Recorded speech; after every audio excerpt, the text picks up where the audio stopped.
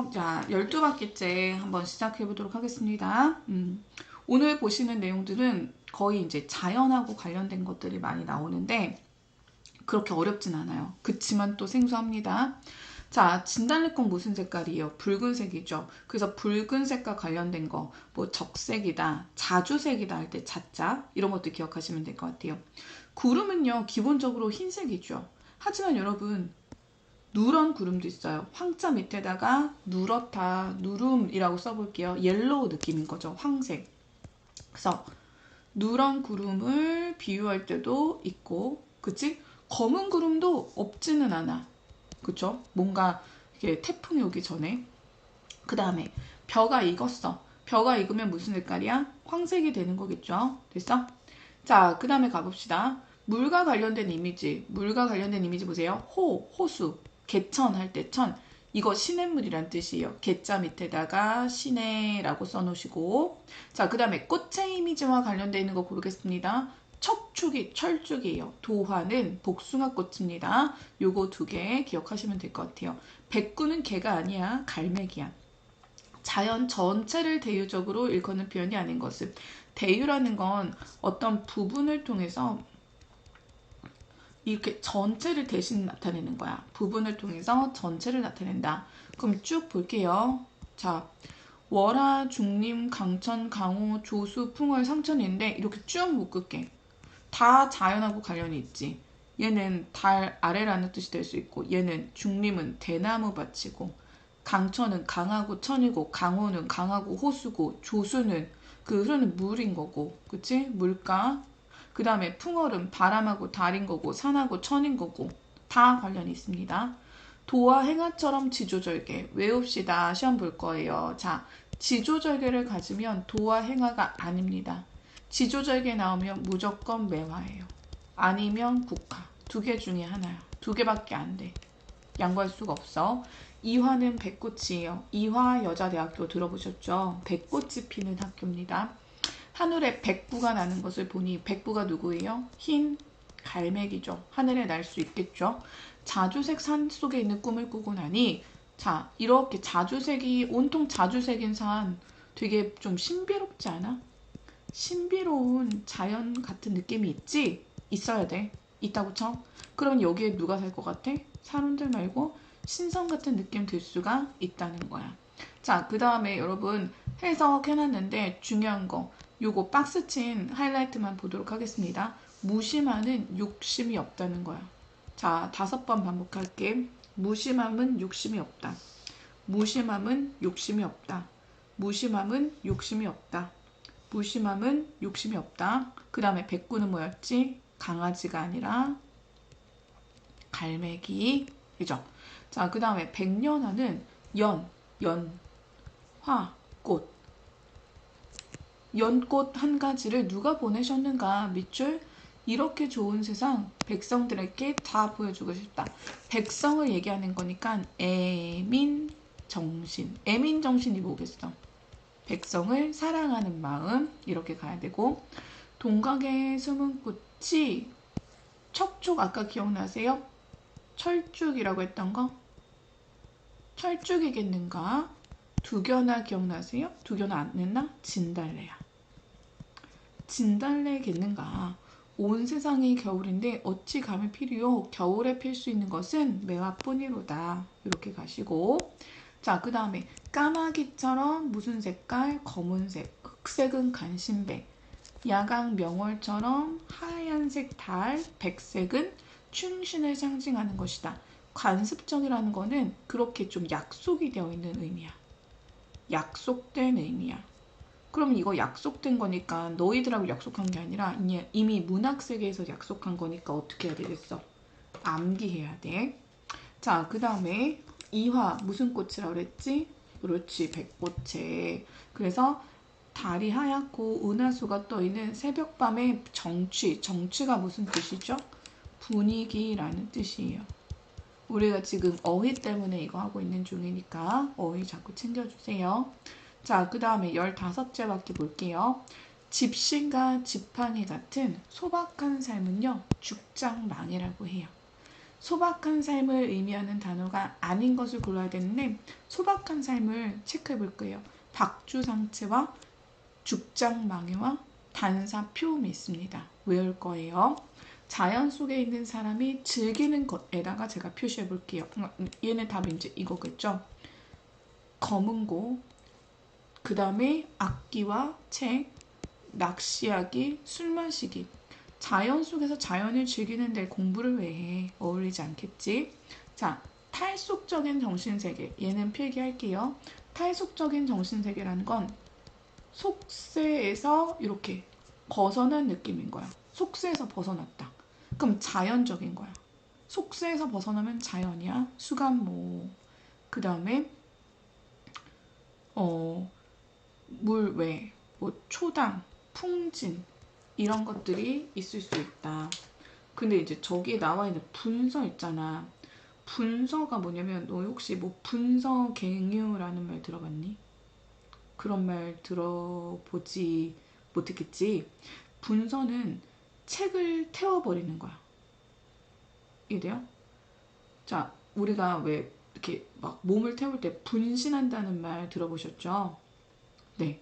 그래서 분신할 때 저 분자가 책을 불사지르는 건데 이거는 막 자연에 들어가려고가 아니라 하는 게 아니라 어떤 학문을 학식을 탄압할 때 뺏어가지고 태워버리는 거야. 그러니까 이건 자연하고 상관이 없는 거겠지. 자연 친화하는 사람이 소유한 것을 골라보자. 집신, 지팡이, 그 다음에 또 뭐 낚싯대, 책 이런 걸 가지고 있을 수 있을 것 같아. 그 다음에 자연 친화하는 사람이 추구하는 걸 골라보자. 탈속, 단편우화 이런 것들을 추구해. 공명, 삼공, 명리 이런 것들을 추구하지는 않아. 자연 속에서 금서를 다스리겠습니다. 괜찮아. 벼슬아치들은 단사표음을 추구하는 사람들이 아니야. 이 사람들이 추구하는 건 입신양명이라고 해요. 입신양명. 수간모옥에서 살고 있는 베옷 입은 선비입니다. 베옷 입은 선비는 벼슬을 내려놓은 사람이야. 벼슬을 하지 않는 사람한테 하는 말이야. 초단에서 한가하되 만권생의 삶이 초야에 묻힌 저의 삶입니다. 자, 이게 무슨 말이면 초당, 초가집에서 어떻게 살아?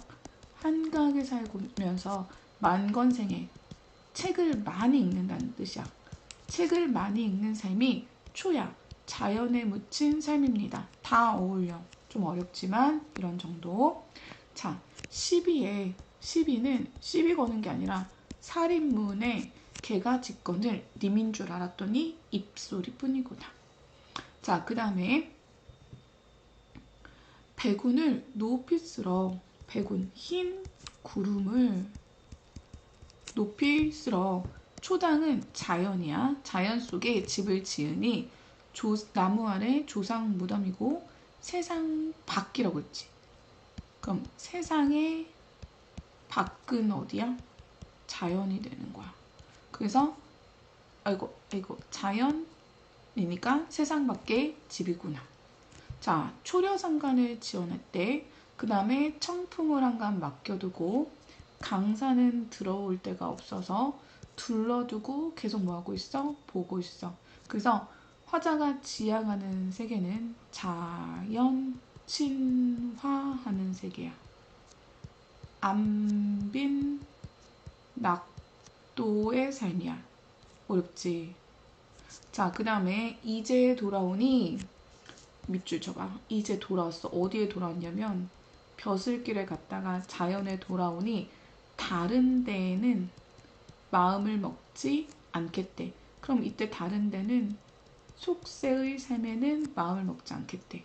그래서 만건생의 삶을 버려두고 벼슬의 삶을 살다가 이제야 자연으로 돌아온 것을 고백하는 노래가 되는 거예요. 자, 그 다음 연잎에 밥 사두고 반찬은 필요 없다. 녹사이 가져왔느냐? 그런데 녹사이는 비 올 때 쓰는 비옷을 말하는 거야. 그치? 그런 것까지 알아야 돼요? 네, 알아야 돼요. 어떡해요? 자, 그 다음 볼게요. 14바퀴까지 진행하도록 하겠습니다. 대장부의 넓은 포부는 호연직이에요. 한중진미는 이거 한가로운 상태예요.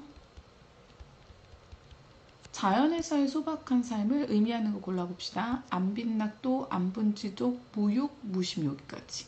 이거는 벼슬에 대한 기대야. 자연에 있는 사람이 즐기는 것에다가 체크해 볼게요. 만흥, 호탕정해, 음풍농월, 그 다음에 뭐 호연지기 느낄 수 있는데 홍지는 안 돼요. 홍지는 붉은 먼지란 뜻이에요. 그럼 여러분 먼지 많은 동네가 어디겠어요? 속세, 사람이 있는 곳입니다. 그래서 안 되는 거예요. 넘어가 볼게요. 탈속적인 정신세계는 자, 은일지사하거나 미음 완보하는 거야. 미음 완보는 천천히 거닐며 시를 읊는 삶이야. 얼마나 여유 있어. 그치? 자연 친화하는 사람이 소유한 것, 무의 자연, 지극한 즐거움, 지락은 지극한 즐거움이란 뜻이야. 그래서 자연 친화하는 사람이 추구하는 것, 유유자적, 풍월주의인 거야. 금이환양은 성공해서 고향 같은데 돌아오는 거야. 지금 연하고지를 품고 연하고질은 자연을 사랑하는 마음이야. 자연사랑. 근데 한양으로 과거 보러 가는 건 어색하잖아. 그치? 구운몽이라는 작품이 있는데 자, 구운몽 몰라도 돼. 속세에서 무의자연하겠니? 아니겠지. 입신양명 추가겠지. 자, 그 다음에 문무견비한 사람들 과거 보러 왔는데 무욕이겠어? 무욕이 무슨 뜻이야? 무심하다는 말이고 이게 무슨 말이야? 욕심이 없다라는 말이야. 유유자적한 상태로 한가로운 삶을 살아간다. 괜찮아요. 얘는. 자, 마지막 4단계 볼게요. 자, 이렇게 가을이 돼서 곡식을 먹으면서 농사 지어서 보람을 느끼고 있어. 다른 것들이 부러워 안 부러워? 부러울 필요가 없는 천사만종과 같은 탈속의 세계를 느끼고 있는 거죠. 자연 속에서 부럽지 않으니까. 그래서 여기도 강호의 병이 깊었다는 거는 이 사랑하는 마음이 들었다는 거야. 그래서 이때 병은 어떤 의미야? 너무 자연에 빠져버렸다 이런 뜻이고, 소유 음영은 낮게 읊조리며 한가로운 삶이야. 그래서 얘는 한중진미나 미음안보하고 같은 말이야. 둘 다 같은 말이야. 자, 그 다음에 호탕정해를 느끼는 삶은 어디겠어? 자연에서야. 호탕정해, 아주 호탕한 삶, 아주 기분 좋아. 풍월 강산을 거느린 삶과 역군은, 요건 써야 돼. 역군은 역시 임금님의 은혜입니다 라고 얘기하는 것을 보니 관리로서의 유기적 가치관을 추구한다고 볼 수가 있다. 자, 여기까지 14까지 진행할게요. 어려웠지만 일단 들어놓으세요. 들어놓고 또 시험 볼 거예요. 고생하셨습니다.